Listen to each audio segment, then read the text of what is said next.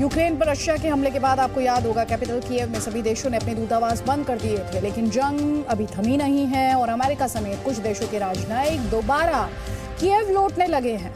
Ukraine का हौसला बढ़ाने के लिए कनाडा के प्रधानमंत्री एक दिन पहले अचानक कीव पहुंचे, तो अमेरिका के राष्ट्रपति जो बाइडेन की पत्नी अमेरिका की फर्स्ट लेडी जिल बाइडेन ने भी यूक्रेन में ही मदर्स डे मनाया और उसी दिन जर्मनी की संसद के अध्यक्ष भी यूक्रेन पहुंच गए।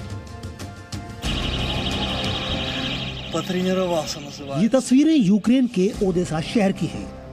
जिस वक्त ओदेसा में रूस की मिसाइलों ने कोहराम मचा रखा था, तब वहां से मुश्किल से 500 किलोमीटर दूर कीव में कनाडा के प्रधानमंत्री जस्टिन ट्रूडो और यूक्रेन के राष्ट्रपति ज़ेलेंस्की रूस को हराने की रणनीति बनाने में जुटे थे।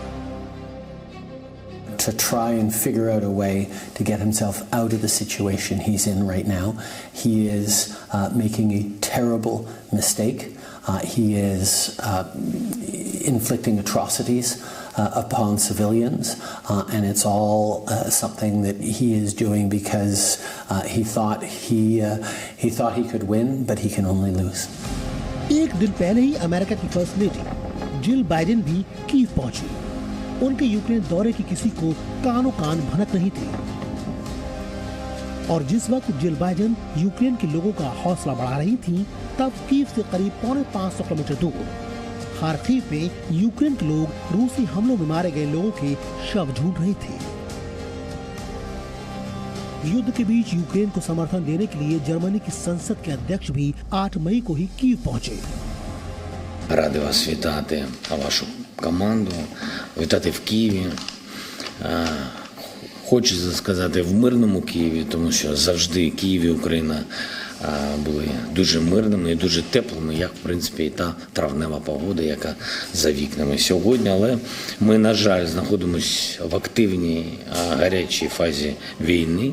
І тому приємно, що саме в такі складні дні ви приїхали підтримати Україну. यूक्रेन के नेताओं के दौरे के बीच ही अमेरिका ने कीव में अपने दूतावास को भी फिर से खोल दिया। हालांकि इसका ऐलान कुछ दिन पहले ही हो चुका था, लेकिन रूस के विक्ट्री डे परेड से ठीक पहले यूक्रेन में बड़ी कूटनीतिक हलचल को सामान्य नहीं माना जा रहा, क्योंकि यूक्रेन पर रूस की मिसाइलों की बौछार अभी थमी नहीं है। यूक्रेन में रूस की सेना स्कंदर और कैलिबर मिसाइलों का इस्तेमाल कर रही है। इसमें स्कंदर की रेंज लगभग 500 किलोमीटर है, जबकि काला सागर में दागी जा रही कैलिबर मिसाइलें 1500 किलोमीटर दूर तक मार कर सकती हैं। यूक्रेन में जिन इलाकों में जंग चल रही है, वो सब के सब कीव से 500 किलोमीटर के ही दायरे में है।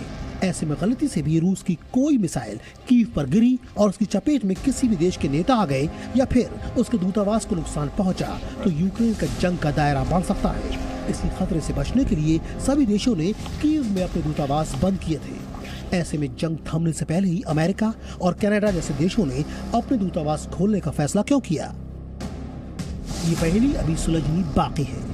Bureau report, ji media. Presenting B News app, available on Google Play and App Store. Download it now.